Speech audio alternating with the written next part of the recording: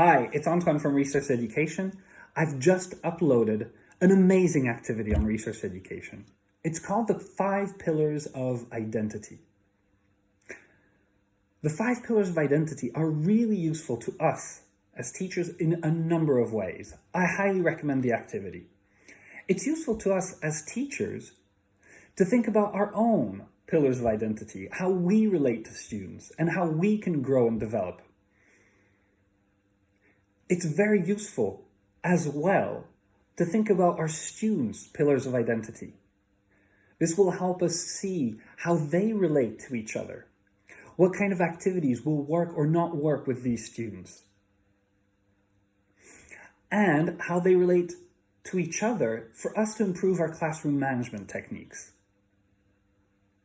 Finally, it's very useful with students themselves because they are studying English to become good communicators.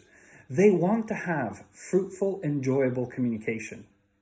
And that cannot be done if one only focuses on themselves. The 5 Pillars of Identity are a great activity for students to start thinking about who their interlocutor is. What are their goals?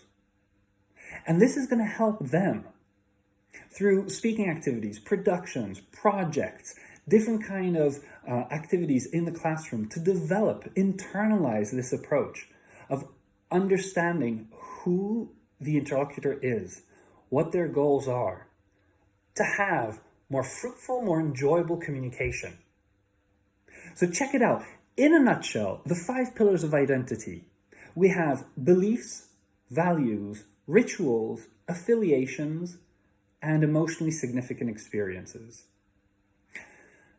Number 1, beliefs. They can be religious, political, economical, a lot of different ways. In general, our beliefs are the ways we see the world. Number 2, values. Values, that can be honesty, dependability, reliability. Values are the way we conduct ourselves in certain situations, and that was brought to us through our upbringing. Parents, grandparents, friends of parents, the adults that were around us, even teachers in school. Those are our values. 3, rituals. Rituals, think of culinary diets. Think of routines that really shape who we are. Rituals are habits that have become second nature to us. Things that we do without thinking, without questioning. 4, affiliations. Affiliations, think of music styles, of fashions, trends, celebrities we follow. Affiliations are movements, groups, people that we publicly adhere to. And finally, number 5, emotionally significant experiences. Those are experiences that have shaped us.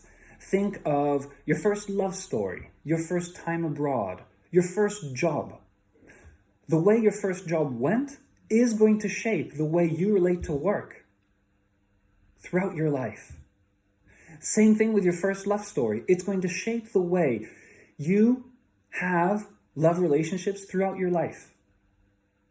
These 5 pillars of identity, beliefs, values, rituals, affiliations, emotionally significant experiences, are a unique way, a unique approach to think about who we are as people. And it gives invaluable insights for good, fruitful, enjoyable communication. Just think of affiliations, for instance. If you have an activity where students are going to talk about music, and you have a rock fan, a die-hard rock fan, and a hardcore rap fan together, you can expect clash. You can expect a clash here. This is a very simple example of how the 5 Pillars of Identity help us understand who we are, who our students are, what can work in the classroom, and how we can help our students have good, meaningful, fruitful, enjoyable communication. So check out the activity. It's on Resource Education, the 5 Pillars of Identity.